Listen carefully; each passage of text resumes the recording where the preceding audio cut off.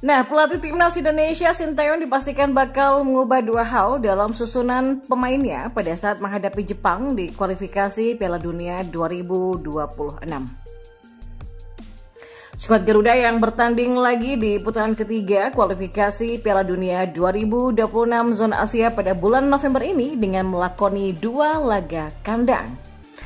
Ya, tim asuhan Sinteyong bakal menjamu Jepang dan Arab Saudi di Stadion Gelora Bung Karno pada tanggal 15 dan 19 November 2024 mendatang.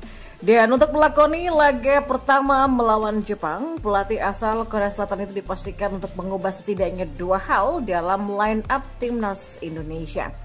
Nah, itu dikarenakan oleh ketiadaan Asnawi Mangku Alam dan Ivar Jenner yang sebelumnya menjadi starter pada laga melawan China.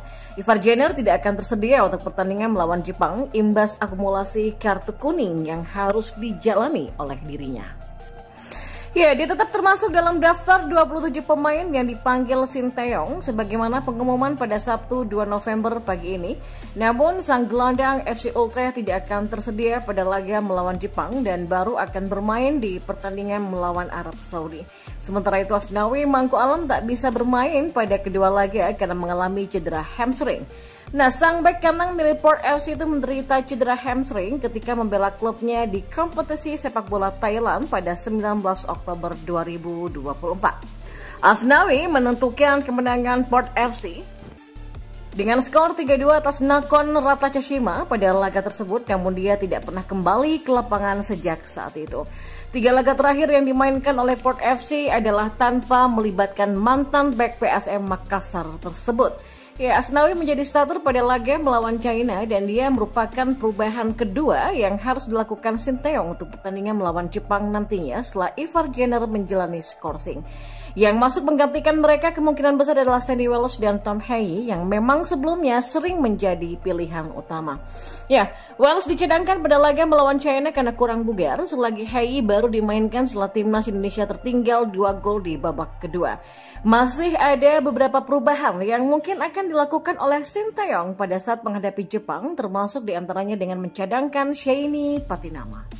Dan inilah prediksi line up timnas Indonesia versus Jepang. Dengan format 3-4-3 ada Martin Pes, Rizky Ridho, Jay Itzes, Mace Hilger, Sandy Wells, Tom Haye, Nathan Choaon, Calvin Verdong, Marcelino Ferdinand, Rafael Srik, dan juga Ragnar Oratmangun. Ya, ranking hanyalah angka. Fans Jepang ingatkan Take Fusokubo dan kawan-kawan. Jangan sekali-kali meremehkan timnas Indonesia. Mereka bisa menggigit. Ya, seorang fans Jepang meminta agar pasukan Hajime Moriyasu ini tidak meremehkan timnas Indonesia meskipun ya secara peringkat FIFA terpaut sangat jauh.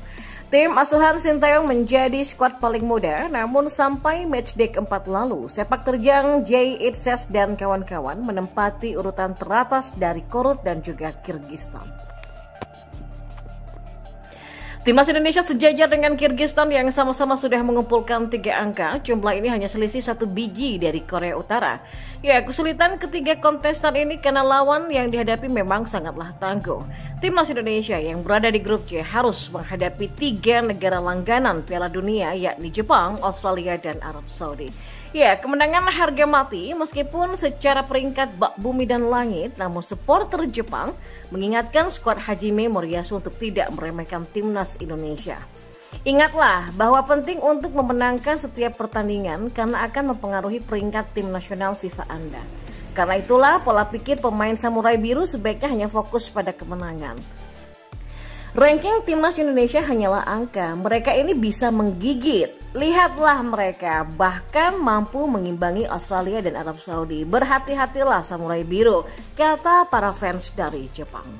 Ya, apresiasi tinggi langsung diberikan akun resmi Liga Australia setelah bintang timnas Indonesia Rafael Srik mencetak gol untuk Brisbane Roar.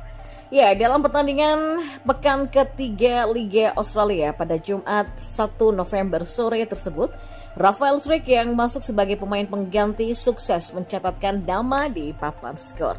Gol tersebut ia torehkan pada menit ke-78 ketika menghadapi Sydney FC usai memaksimalkan umpan manis dari Thomas Weddingham.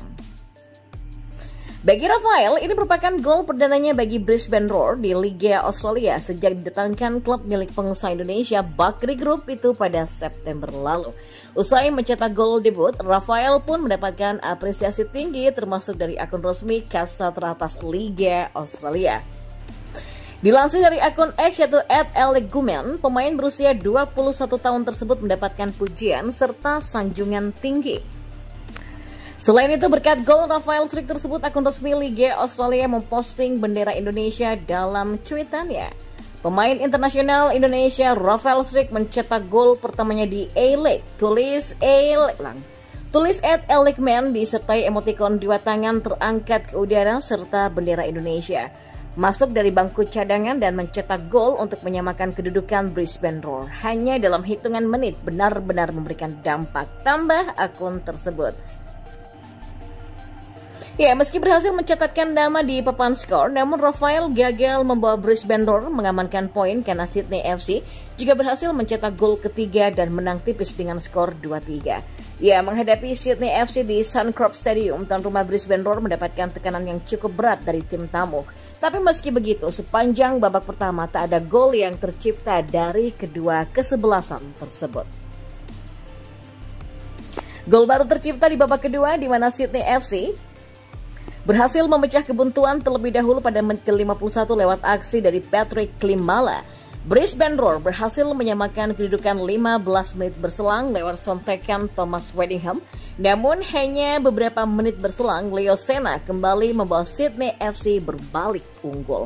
Ya, dan tak butuh waktu lama, fans Brisbane Roar bergemuruh setelah Rafael Struijk yang baru masuk 8 menit di lapangan juga sukses mencetak gol debut di Liga Australia. Memaksimalkan umpan Thomas dari Weddingham di kotak penalti, dengan tenang Rafael menceploskan bola ke gawang tim tamu. Tapi ya sayang, Brisbane Roar tak mampu mengamankan poin di laga ini karena setelah Jayden Kucharski mencetak gol ketiga Sydney FC pada menit ke-90. Skor 2-3 bagi kemenangan tim tamu bertahan sampai laga usai.